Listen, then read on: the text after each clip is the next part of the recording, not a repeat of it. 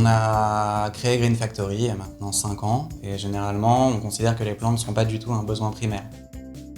Or je m'aperçois de plus en plus que c'est un besoin primaire et que les gens ont besoin de s'entourer de verre même chez eux parce qu'ils sont entourés de choses inertes pendant toute leur journée et que voir un petit peu de verre pousser, d'autant plus si on n'a pas à s'en occuper et à l'entretenir, satisfaisant et c'est même un besoin de plus en plus important. Les gens à Paris, c'est une réalité que je connais bien, Paris n'est pas une ville verte du tout. Il y a des espaces verts, mais ils sont en petite quantité et ils ne sont pas très grands. Les gens ont besoin de plus en plus de s'entourer de verdure et de se rappeler que la nature est essentielle pour eux. C'est ce que je propose ici, des petits écrins de nature, des petits espaces autosuffisants et qui permettent aux gens de voir chez eux un petit morceau de forêt se développer tout seul. C'est là que l'idée du terrarium qui ressurgit des années 60 m'est venue, en incorporant cette fois un arbre au milieu pour donner une idée de petit paysage à l'intérieur. J'en étais pas conscient, mais je suis très heureux de l'apprendre. C'est pas une vocation non plus de rester un secret, parce que je pense que c'est une nouvelle manière de proposer des plantes et que je suis heureux et fier que ça fonctionne et que ça plaise.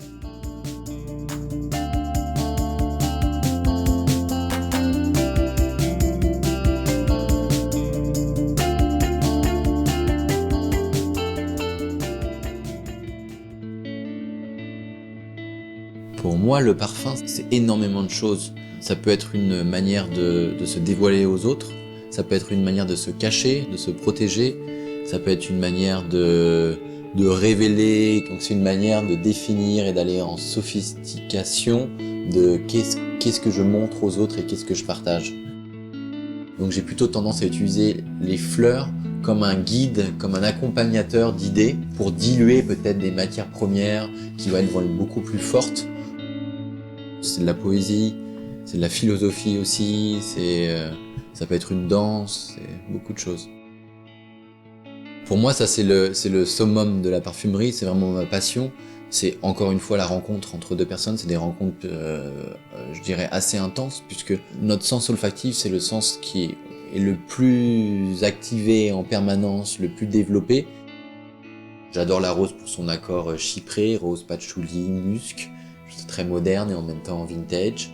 Et ça, c'est vraiment au cœur de ma signature qui est pour moi l'innovation dans la tradition.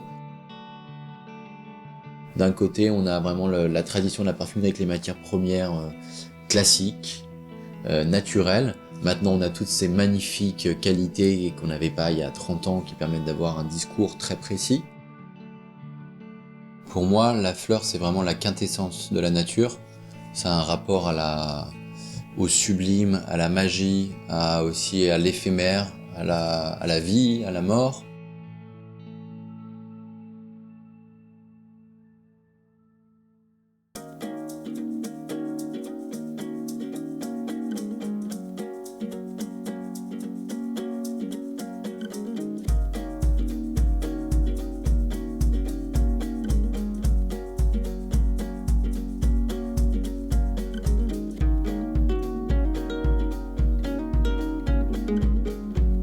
Je suis Christophe Guinet, alias Monsieur Plante, et j'utilise essentiellement dans mes œuvres des végétaux. J'étudie beaucoup sur le moment présent, sur toutes ces choses-là. Et oui, j'essaye de vivre au maximum au jour le jour. La nature est très importante pour moi. Qu'est-ce que j'y trouve ? J'y trouve déjà essentiellement du bonheur. Après, je trouve dans la nature, elle est très inspirante parce qu'elle se modifie selon le cycle. En effet, la créativité, elle joue suivant en fait le rythme des saisons. C'est vrai que sur le printemps, je vais voir beaucoup plus d'espèces. Par exemple, par rapport à une sneakers, par exemple, si la sneakers elle va être rouge, je vais être beaucoup attiré par les fleurs rouges. Parce que j'adore me balader dans les parcs. J'observe et je regarde qu'est-ce qui pourrait correspondre et qu'est-ce qui m'inspire. Je touche, je sens. Et là, c'est ça qui m'inspire ma créativité en fait. C'est surtout mes balades. Je suis vraiment présent à ce moment-là, je suis dans l'observation et ça crée une forme de créativité qu'après j'utilise sur mes supports. Et c'est vrai que j'adore utiliser des supports un peu alternatifs pour les plantes.